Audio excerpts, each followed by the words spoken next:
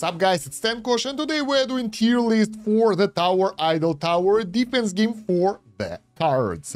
I unlocked most of the cards and we have plenty of diamonds that we will spend in order to unlock more. I will put the summoning session in the end of the video so you won't be bothered, and we will rank them all to see which cards are the best. Let's go. Oh, before we start, don't forget to subscribe to the channel and like the video for YouTube algorithm, and there is a link in the video description to the text version of the guide and to the new wiki on the tower. We are actually moving it from the fandom to another website, to Game Vault, and it will be looking way better, and all the guides, all the info will be there as well. So guys, we are making the tier list for the cards, and I should mention that it's very subjective.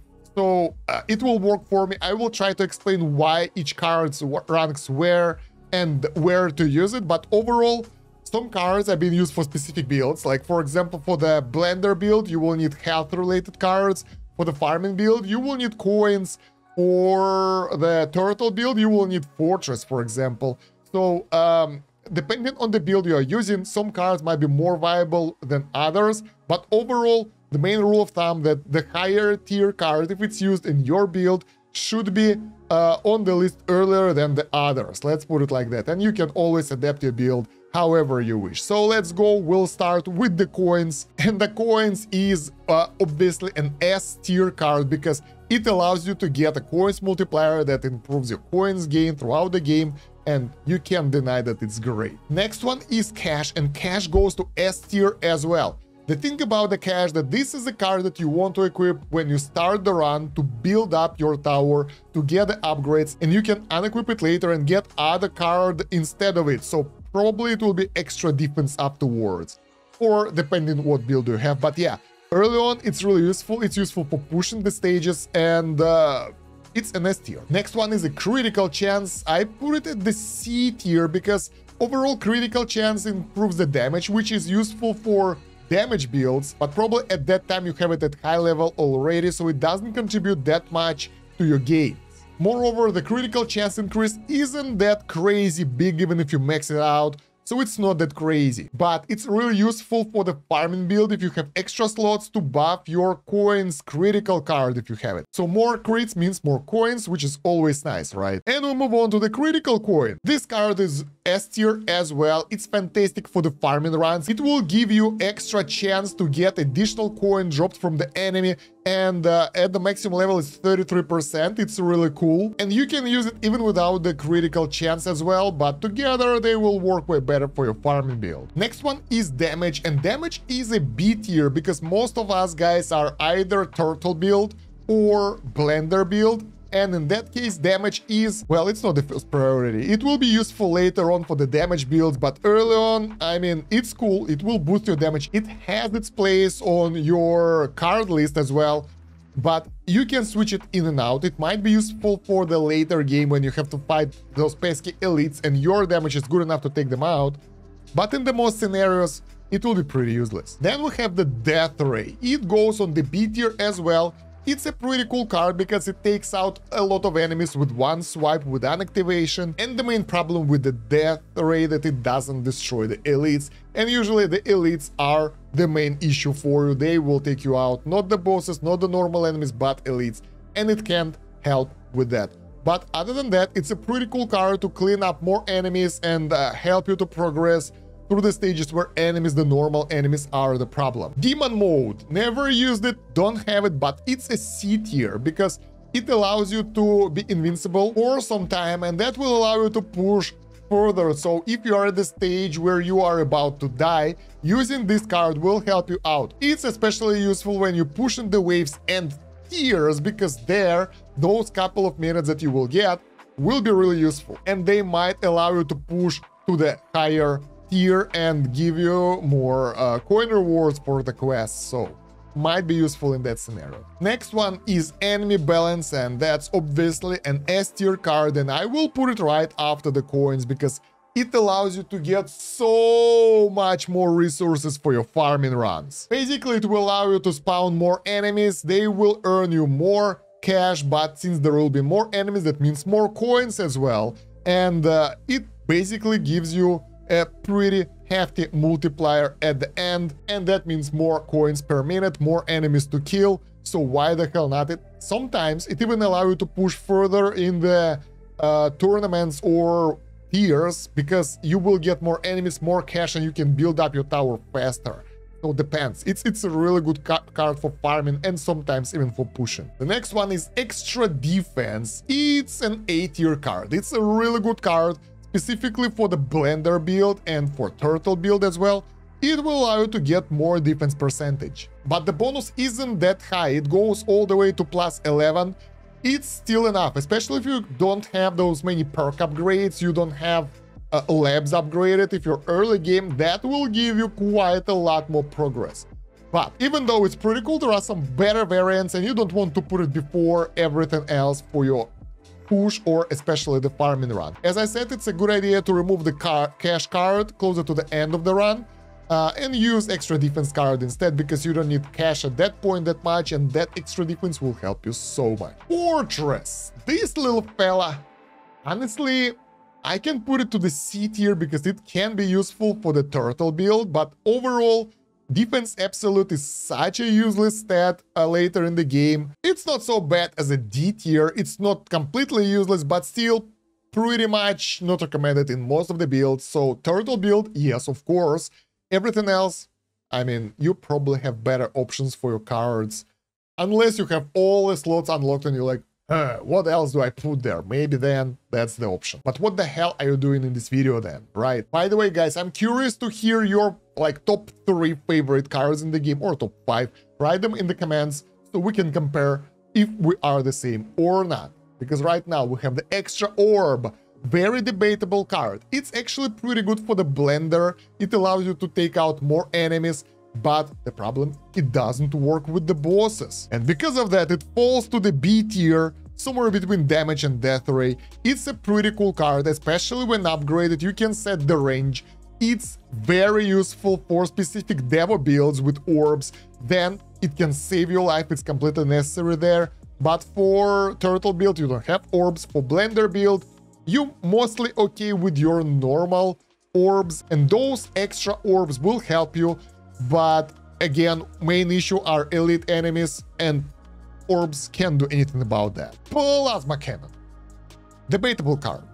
It's not that useful in most scenarios, but it's really good for pushing. And if you are pushing for next tier to reach milestone, it will be S tier.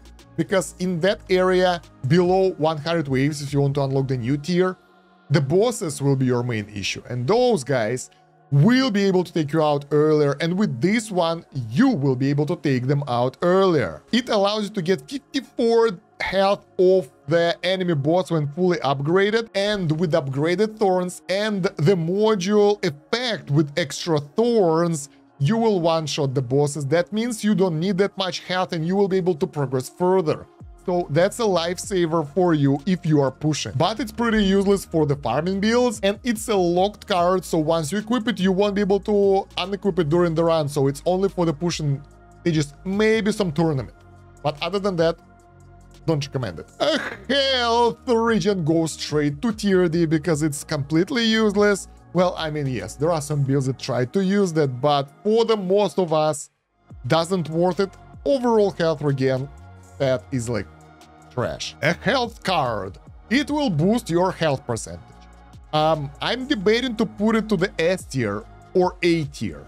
Honestly, right now, it's listed on A tier on the website, on my guide, but it's really close to S because it allows me to get higher health pool, and by that I mean significantly higher base health pool, 4 times higher, and it will be multiplied by all those additional things like recovery and stuff, and your effective health pool will be so much bigger. So yeah, it's pretty much a must for pushing, and it will be useful for farming as well because it will allow you to reach higher amount of stages or waves, whatever you call them. Next one is free upgrades. It's originally listed as C tier because, well, most people don't really use that much. Most people play the game actively.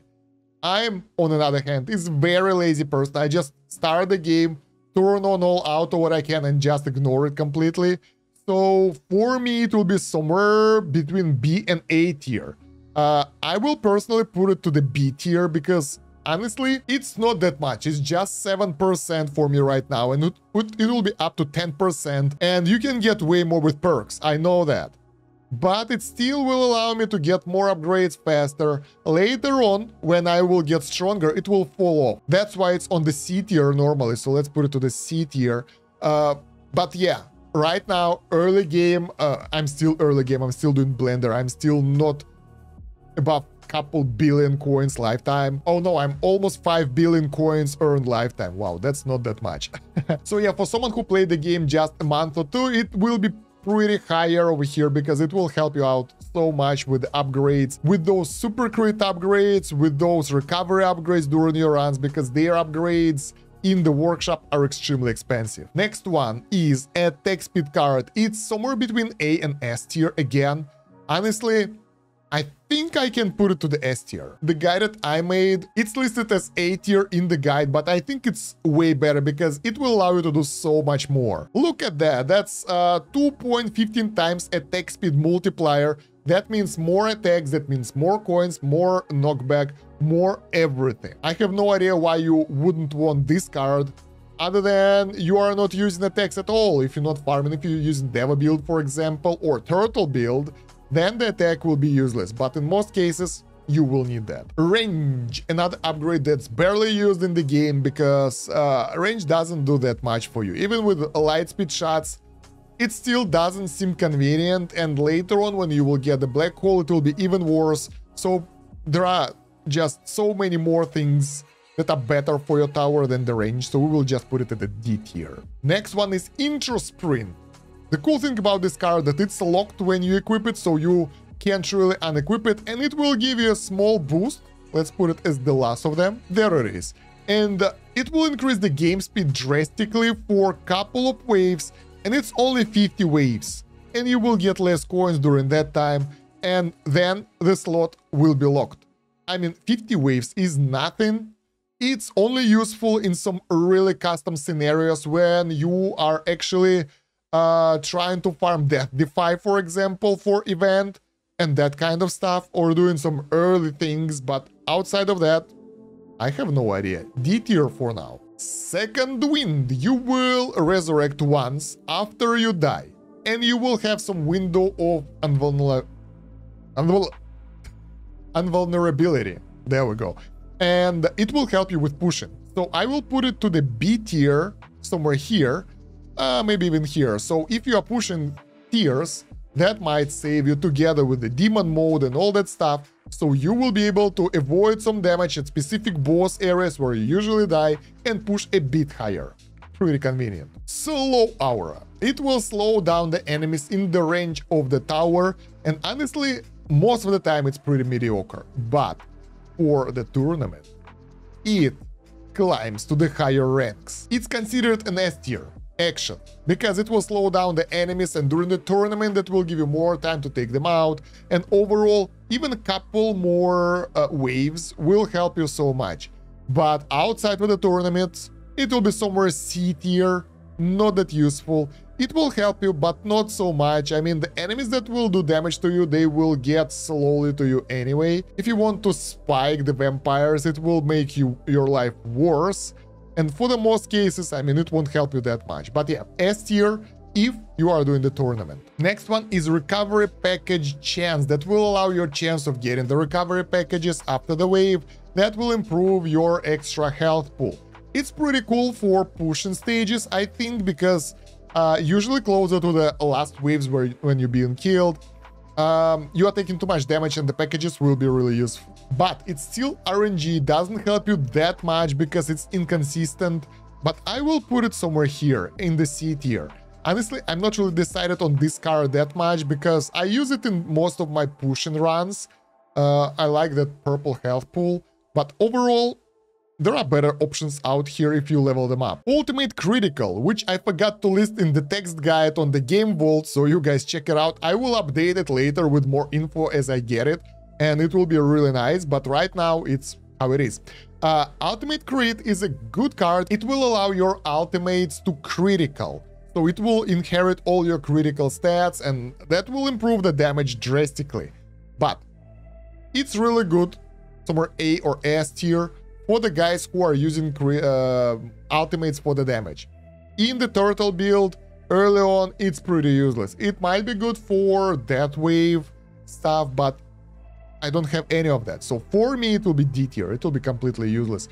For some people, it will be A tier. But overall, I consider it a C tier card for most of us before we will get really serious with the ultimate weapons that will do damage. If you are using your ultimate weapons for the damage and using it consistently, that might be good. Otherwise, unless you upgrade your ultimate weapons and they have lower cooldown, it might be not that good. It might be good if you have Chain Light, because that thing is percentage based, so it will be effective most of the time, but it says it already accounts for crit and super crit factor and chance, so I'm not sure if it will be effective for this. So yeah, let me know what do you think about this card in the comments, because I'm not entirely sure. Next one is Landmine Stun. This will allow your landmines to stun enemies on explosion.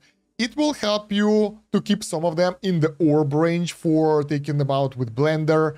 It's really useful for the attack builds that take out enemies with the damage, but for someone who's using defensive strategy, it's not that good. So overall, it belongs to the C tier. I think we can place it somewhere here. It's obviously better than the Fortress, but if you have other options for your slots for the cards, use those. Next one is a Super Tower that I just pulled. That's a card that is locked, so you can't unequip it. So every 30 seconds, you will become Super Tower for 15 seconds, increasing the damage by 5 times if it's maxed out. It's pretty nice damage boost, but the cooldown of 15 seconds and basically half of its time being uptime, not enough in my opinion, so we will put it somewhere here, closer to the demon mode, because it can't reliably boost you throughout the entire game.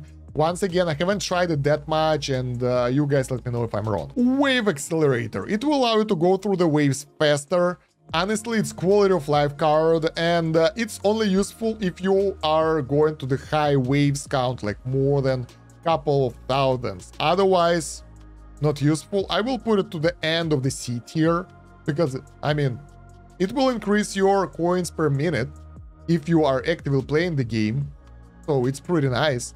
But outside of that, it's not affecting your progress in any way, so it won't help you to be better and stronger, guys. And it's also a locked card, so you can't unequip it. But 50% reduction on those small timers between the waves will help you to be faster at going through them. Next one is a Berserker, and I haven't managed to get that card yet. So we will rely on the wiki for that information. The link will be in the video description as well. Berserker, increased damage by X, like there is some percentage of total damage absorbed this round, maximum of 8 of tower damage. Okay, so basically, this round means this run entirely. It will increase your damage by percentage.